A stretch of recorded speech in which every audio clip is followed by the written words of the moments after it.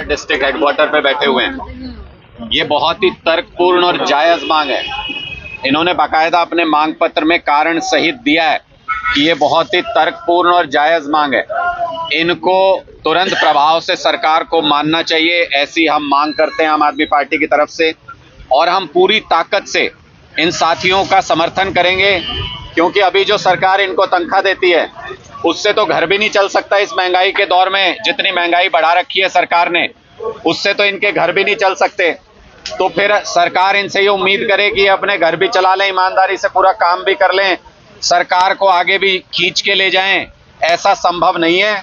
और 3 दिन की हड़ताल में कम से कम ये तो साफ हो गया कि ये जो पोर्टल की सरकार चल रही थी, अपने आप को पोर्टल की सरकार कहते हैं, ये सारे पोर्टल ठप पड़े हैं। इनको चलाने वाले यही लोग हैं। इसलिए मैं मुख्यमंत्री मनोहर लाल खट्टर जी से भी, क्योंकि उनका ये इलाका है, उनकी जगह, उनकी सीट है, इसलिए मैं उनसे भी अपील करता हूं कि पूरे हरियाणा में लिपिक कर्मचारी जो हैं और क्लर्क जो हैं, वो सारे हड़ताल पे बैठे हुए हैं एक बहुत ही तर्कपूर्ण और जायज मांग को लेके। इनकी 35,400 की मांग को सरकार को तुरंत स्वीकार करना चाहिए, ऐसा मैं उनसे निवेदन करता हूं। सर, एक बात कीजिए तो जो अगली मीटिंग हो रही है विपक्ष की, उसमें आप जाएंगे? आपकी पार्टी जाएगी? देखिए, हमने बहुत स्पष्ट इस पे अपना रुख रखा है कि जब तक अध्यादेश के मामले पर कांग्रेस पार्टी अपना रुख स्पष्ट नहीं करती कि अध्यादेश के वो खिलाफ वोट करेंगे कि नहीं करेंगे, क्योंकि वो लोकतंत्र को बचाने का मामला है, तब तक इस मामले में आम आदमी पार्टी का रुख स्पष्ट है। ऐसी कोई विपक्षी एकता नहीं हो सकती जब तक कि इस लोकतंत्र विरोधी अध्यादेश के खिलाफ सारे एकजुट ना हो। जो पंचकुला में जो की गई है उसको कैसे देखते हैं आप, जो बिजली को लेकर? देखिए, एक बहुत बड़ा आंदोलन कल अरविंद केजरीवाल जी और भगवंत मान जी शुरू करने जा रहे हैं पंचकुला से, और वो भी एक ऐसा आंदोलन है जो आम लोगों से जुड़ा हुआ है, उनकी नब्ज से जुड़ा हुआ है। ये सब कुछ महंगाई के इर्द गिर्द चल रहा है। लोगों का अपना घर बसाना मुश्किल हो रहा है, घर चलाना मुश्किल हो रहा है। बिजली के इतने बढ़े हुए बिल आते हैं, किसानों को ट्यूबवेल के कनेक्शन नहीं मिल रहे, तो जगह जगह पे छापे मार के बड़े बड़े फाइन लगा देते हैं, पेनल्टी लगा देते हैं। कोई अपना हक मांगने जाता है, सरकार लाठी चलाती है उनके ऊपर। ऐसी व्यवस्था के खिलाफ एक बड़े आंदोलन की जरूरत पूरे हरियाणा में महसूस की जा रही थी। लोग बिजली के मुद्दे पर चर्चा करने के लिए सड़क पर आने के लिए तैयार हैं, आंदोलन करने के लिए सड़क पर आने के लिए तैयार हैं।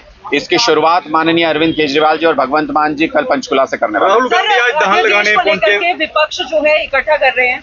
राहुल गांधी जो धान लगा रहे हैं आज सोनीपत के 3-4 गांव में गए, कैसे देखते हैं? देखिए, मैं राहुल गांधी जी से ये जानना चाहता हूं कि अपने यूपीए के 10 साल के कार्यकाल में धान नहीं लगाया कभी उन्होंने।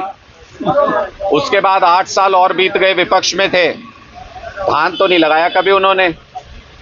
जब धान लगाने आए हैं तो ये भी बताते जाएं कि भूपेंद्र हुड्डा जी ने, जिनकी सरकार हरियाणा के किसानों की जमीन की दलाली के लिए बदनाम है, उन किसानों को ये जवाब भी देते जाएं कि भूपेंद्र हुड्डा जी का क्या करेंगे राहुल गांधी जी। जब किसानों के हितैषी बन के वहां पे पहुंचे हैं तो फिर ये भी बताना चाहिए इन किसानों की जमीन छीनने और उसकी दलाली करने वाली सरकार के मुखिया भूपेंद्र हुड्डा जी के साथ क्या करेंगे। क्या किसानों को इंसाफ मिलेगा? क्या भूपेंद्र हुड्डा जी के खिलाफ कार्रवाई करेंगे राहुल गांधी जी? और सबसे बड़ी बात, ये जो पॉलिटिकल फसल बीज रहे हैं, ये जो पॉलिटिकल फसल रोप रहे हैं, कांग्रेस कितनी मर्जी कोशिश कर ले, हरियाणा में इस फसल की कटाई संभव नहीं है कभी भी। जितना मर्जी राहुल गांधी जी ये पॉलिटिकल ड्रामेबाजी कर लें, इससे कोई फायदा नहीं होगा। सर, में कोई कमी नहीं है। मैंने बहुत स्पष्ट तौर पे इस बात को बताया कि हम लोकतंत्र को बचाने के लिए एक जगह पे आने की बात कर रहे हैं, जिसमें कि एक अध्यादेश लागू किया गया केंद्र सरकार की तरफ से, जिसमें दिल्ली के लोगों के हकों को छीना गया। उसके खिलाफ राज्यसभा में अगर सभी विपक्षी दल एकजुट होते हैं तो आगे की राह पर चला जा सकता है, उस पर चर्चा हो सकती है। उससे पहले कोई किसी तरीके का समझौता नहीं। बेरोजगारी को लेकर कांग्रेस प्रदर्शन करने जा रही है 20 तारीख को। बेरोजगारी के लिए तो सबसे बड़े जिम्मेदार ये खुद लोग हैं। इन्होंने ऐसी व्यवस्था स्थापित की। भूपेंद्र हुड्डा जी के समय में 1.5 लाख सरकारी पद खाली छोड़ के गए थे भूपेंद्र हुड्डा जी। बीजेपी ने 1,82,000 पद आज के दिन में खाली हैं बीजेपी के राज में। भूपेंद्र हुड्डा जी के राज में 15 लाख से ज्यादा युवा हरियाणा में बेरोजगार थे। बीजेपी के राज में 25 लाख युवा बेरोजगार हैं हरियाणा के अंदर आज के दिन में। ये कांग्रेस और बीजेपी बेरोजगारी के मुद्दे पर एक ही सिक्के के दो पहलू हैं, इनमें कोई ज्यादा फर्क नहीं है। अगर हरियाणा के बच्चों को, युवाओं को रोजगार देना है तो उसकी शुरुआत अभी से होनी पड़ेगी। 1,82,000 सरकारी पद ये बीजेपी की सरकार तुरंत भरे। अगर नहीं भरेगी तो आम आदमी पार्टी ने पहले ही कह रखा है, सरकार आते ही हम सारे सरकारी पदों के लिए नियुक्ति का ऐलान करेंगे। और सर इसमें बंदी 2024 में जनता का दिल जीत पाएगी आम आदमी पार्टी या फिर गठबंधन की सरकार? देखिए, बहुत स्पष्ट है, लोग त्रस्त हैं। कांग्रेस और बीजेपी से लोग त्रस्त हैं, इनके काम करने से लोग त्रस्त हैं। कर्मचारी परेशान है, किसान परेशान है, महिलाएं परेशान है, युवा परेशान है, छात्र परेशान है। कोई ऐसा वर्ग नहीं है जो इनकी सरकारों से परेशान नहीं है।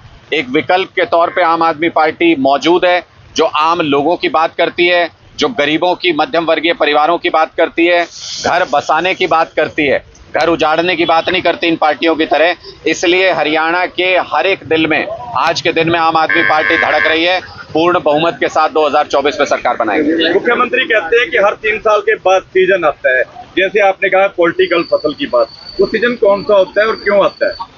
देखिए, ये तो मुख्यमंत्री जी को बताना पड़ेगा। वो उल जुलूल ऐलान जो आजकल करने लगे हैं, चुनाव नजदीक आते ही, तो उनको बताना चाहिए कि ये कौन सा सीजन है जिसमें उनकी ऐसी सोच काम कर रही है। उन्होंने कल परसों ही एक ऐलान किया कि अविवाहितों को 2750 रुपए की पेंशन देंगे। कह रहे हैं ये सम्मान है उनके लिए। उनको इस हालत तक पहुंचाने के लिए जिम्मेदार यही सरकार है।